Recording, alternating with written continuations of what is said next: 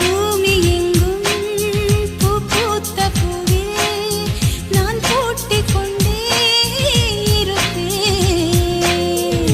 பூக்களுக்குள் நீ பூட்டிக் கொண்டால் நான் காற்று போல திறப்பேன். மேகமுள்ளே வாழ்ந்திருக்கும் தூறல் போலவே நானும் அந்த மேகமதில் வாழ்கிறேன்.